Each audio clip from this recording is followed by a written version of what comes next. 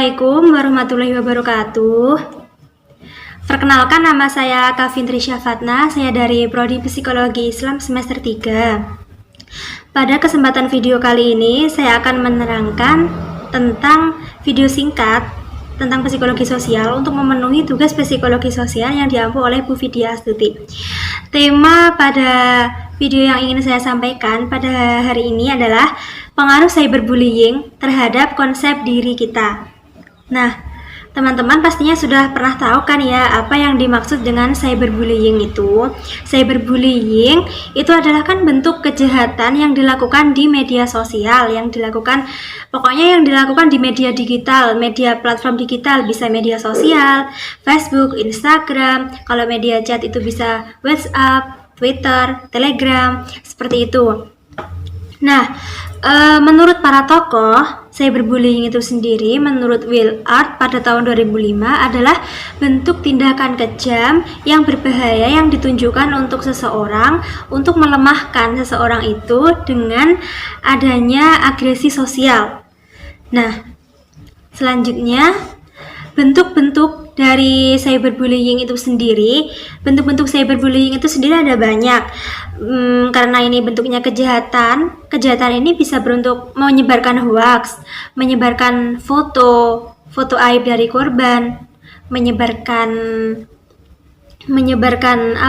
video, terus mengomentari jelek, itu juga termasuk kejahatan cyberbullying. Nah, untuk si pelaku sendiri, mengapa mereka melakukan aksi jahat tersebut? Karena bisa didasari dengan faktor-faktor berikut ini. Yang pertama, bisa karena pengalaman mereka misalnya pengalaman ke masa kecilnya yang keras.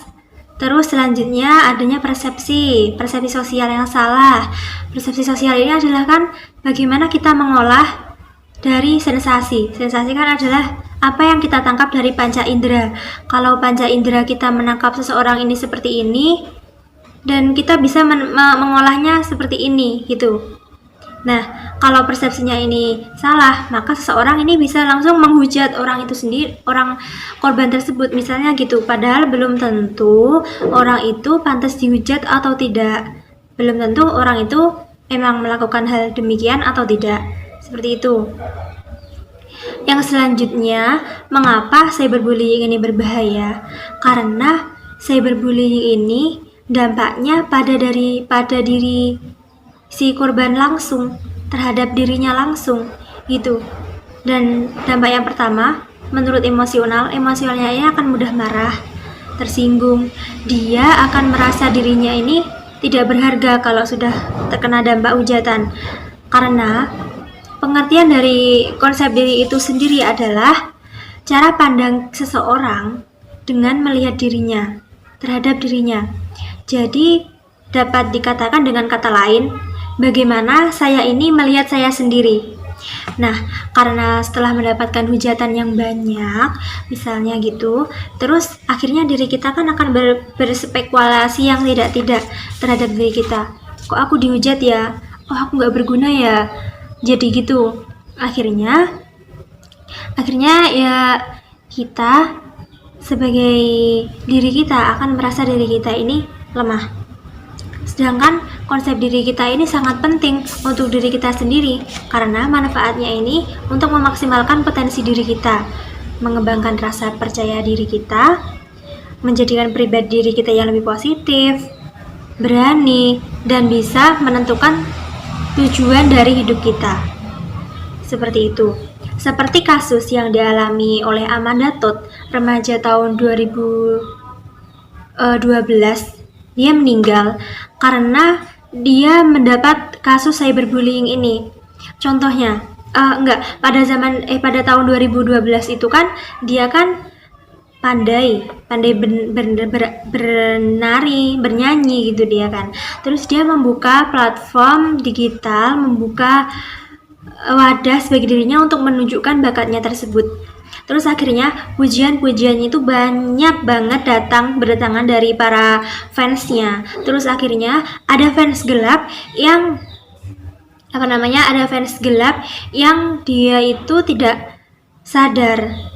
Ada fans gelap, terus fans gelap itu meminta Amanda Tut untuk melakukan aksi menari dengan telanjang dada seperti itu. Terus akhirnya Amanda Tut karena percaya gitu aja, karena umurnya juga masih muda, 15 tahun, akhirnya dia percaya.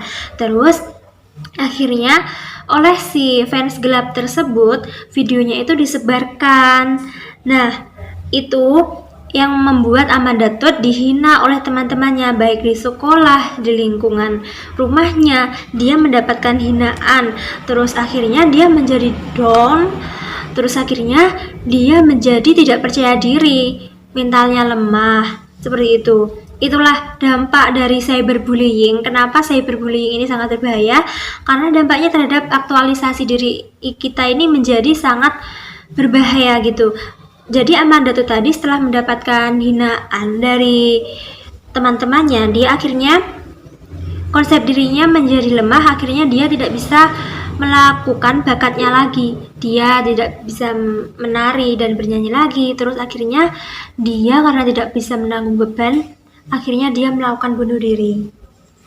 Nah, itulah teman-teman mengapa mulai sekarang kita harus bisa membentengi diri kita dengan iman. Yang pertama iman, dan dari iman yang kuat, terus membentengi diri kita dengan ilmu-ilmu yang bermanfaat, membentengi diri kita ini dengan lingkungan pergaulan kita yang baik agar kita terhindar dari pembulian, ataupun kita tidak pernah membuli. Jangan sampai kita membuli orang lain, karena dampaknya itu tadi kepada diri kita sendiri sangat berbahaya dan bisa membuat diri kita ini tidak bisa teraktualisasi dengan baik, jadi menarik diri, kehilangan minat dan kepercayaan diri seperti itu tadi. Nah, ini ada beberapa tips supaya kita bisa mencegah aksi cyberbullying. Baik kita agar kita terhindar dari aksi cyberbullying, tidak menjadi korban gitu. Yang pertama, kita bisa membatasi postingan kita. Setelah itu, menghindari konten postingan yang aneh-aneh. Terus yang ketiga, kita harus pintar memilih teman. Memilih teman di media sosial ini adalah kunci yang utama, karena kita kan berteman di media sosial, tidak berteman secara langsung, secara otomatis kan tidak tahu bagaimana seluk-beluknya, maka kita harus hati-hati. Yang keempat, tidak sembarangan bercerita di media sosial, seperti kita bercerita tentang doi, bercerita tentang masalah, itu menurut saya tidak perlu diceritakan, karena itu adalah privasi kita, dan setiap kita itu pasti punya privasi masing-masing. Oke, semoga ini saja yang dapat saya sampaikan. Semoga kita bisa mencegah dan mengurangi aksi kejahatan di media digital, karena itu tadi, karena rasanya sangat sakit kalau sudah dihina, dan saya sendiri sudah pernah mengalami ya, untungnya alhamdulillah sudah pernah. Itu adalah bentuk komentar yang menghina, kayak mencemooh saya gitu. Mungkin mereka juga belum tahu bagaimana maksud saya, tapi ya pokoknya gitu.